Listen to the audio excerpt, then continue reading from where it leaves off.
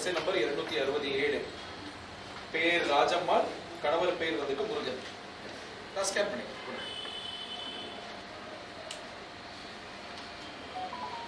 பேர் ராஜு, கரெக்டா? இதயா கணவர் பேர் ராஜு. ஃபர்ஸ்ட் ராஜு எழுதிட்டு அதுக்கப்புறம் சிவகுமார் மாத்திருக்கீங்க. ஸோ ரெண்டாவது கல்யாணம் ஆயிருக்குமா அது விசாரிக்க எங்க இருக்கு? ராஜு எங்க இருக்காங்க? அதை நான் நீட் போட்டுட்டு சிவகுமார் போட்டிருக்காங்க. அப்பா பேர் ராஜு. ஸோ இவர் தான் அந்த ராஜு.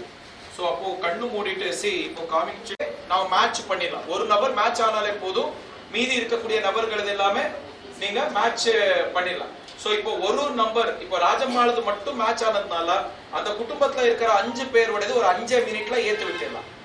நீங்கள் மேட்சிங் எவ்வளவு பண்ணுவீங்களோ அவ்வளவு நம்மளுக்கு உதவி. மேட்ச் ஆகலன்னா 2002 2005ல இல்லாத நபர்கள் இப்போ எப்படி அங்க குடி வந்தாங்க அந்த கேள்வி வரும்.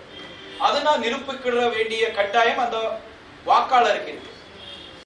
ஒன்னு அந்த வாக்காளரே அங்க இருந்தா மேட்ச் ஆகணும், இல்லன்னா வாக்காளருடைய உறவு உறுப்பினர் யார குடும்ப உறுப்பினர் இருந்தா காமிக்க சொல்றோம்.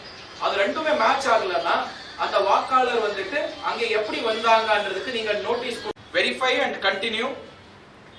உள்ள